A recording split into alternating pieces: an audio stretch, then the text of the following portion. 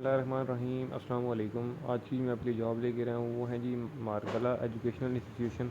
इसमें जो है वो एज ए टीचर्स की जॉब है, मेल और फीमेल दोनों अप्लाई कर सकते हैं। अप्लाई की मुकम्मल तफसीलात मैं आपको इसी वीडियो के अंदर समझाऊंगा। आपने वीडियो को जो है कंप्लीट देखना है ताकि आपको इसमें जो अप्लाई का तरीक़ाकार है वो समझ आ जाए कि इसमें अप्लाई करना कैसे है। तो बगैर टाइम वेस्ट किए मैं आपको सबसे पहले इस जॉब की एडवर्टाइजमेंट दिखा देता हूँ, दैन उसके बाद इसमें अप्लाई का जो प्रोसीजर है वो आपको गाइड करता हूँ। तो यहाँ पर आप जैसा कि देख सकते हैं जी कि लिखा हुआ है कि टीचिंग फैकल्टी रिक्वायर्ड है मारकला एजुकेशनल इंस्टीट्यूशंस।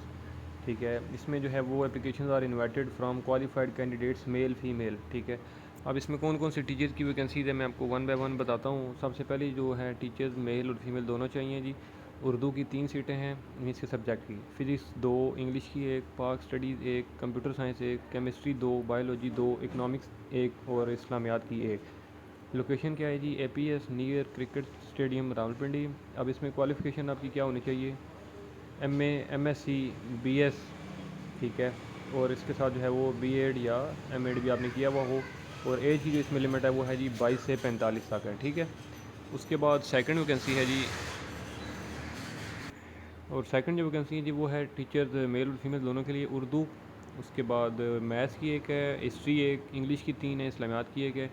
और ये जो लोकेशन है जॉब की वो है जी APS Alipur Farash town Lehtrar road Islamabad.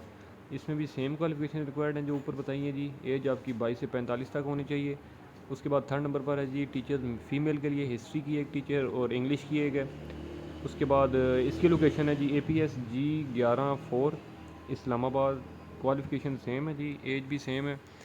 उसके बाद फोर्थ नंबर पर है जी pre junior school teachers female teacher 1 चाहिए। Junior academy near COMSAT university park road Islamabad. Masters की डिग्री आपकी इसमें रिक्वायर्ड है और एज सेम है। उसके बाद इसी तरह से टीचर की एक APS G11 4 इस्लामाबाद। ठीक है, सेम क्वालिफ़िकेशन है, एज सेम है। ठीक है जी, अब इसके अंदर अप्लाई का क्या तरीकाकार है जी। इसमें अप्लाई आपने ऑनलाइन करना है, ऑनलाइन NTS की जो वेबसाइट है वहाँ से करना है आपने। इसके अंदर जो एप्लीकेशन की फ़ीस है वो है जी 800 रुपये। ठीक है, जो कि आपको पे करनी होगी। इसमें चैनल्स लिखे हुए हैं कि आप किस चैनल के थ्रू जो है वो अपनी कैश डिपॉजिट करवा सकते हो।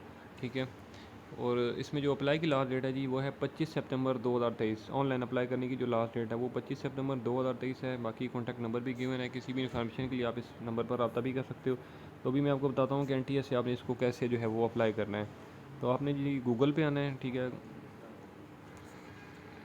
गूगल पे आने के बाद आपने जी गूगल पे लिखना है NTS.org.pk लिखेंगे तो आपके सामने कुछ इस तरह से वेबसाइट ओपन हो जाएगी। ठीक है, तो आप देखेंगे जी कि ओपन एप्लीकेशन पर सबसे पहले ऊपर टॉप पर जो है वो Margalla educational institute teaching faculty required की ये एडवर्टाइजमेंट मौजूद है। इसमें लास्ट डेट भी लिखी हुई है और इसके सामने डिटेल्स का बटन मौजूद है। आपने इसके ऊपर कर देना है जी क्लिक।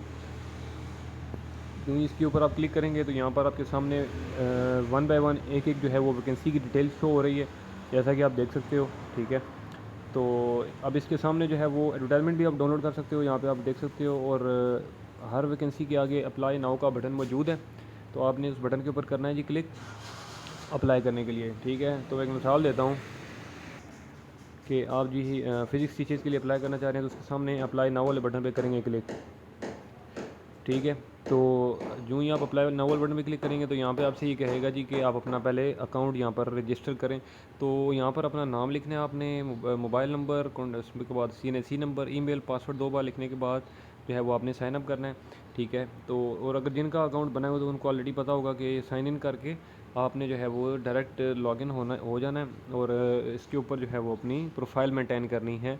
NTS के ऊपर अपनी प्रोफाइल मेंटेन का मतलब ये होता है कि आपने अपनी पहले कंप्लीट पर्सनल इन्फॉर्मेशन इनपुट करनी है, डॉक्यूमेंटेशन जो रिक्वायर्ड होगी वो आपने अपलोड करनी है। तो उसके बाद आप आसानी से जो है वो जो भी वैकेंसी के लिए आप अप्लाई करोगे तो उसके लिए आप अप्लाई कर सकते हो। ठीक है, तो आई थिंक सो कि इसमें आपको कोई मुश्किल नहीं होगी। इंशाल्लाह मैं अगली वीडियो में आपकी खिदमत में दोबारा हाजिर हूँ। तब तक की मुझे इजाज़त, अल्लाह हाफिज़।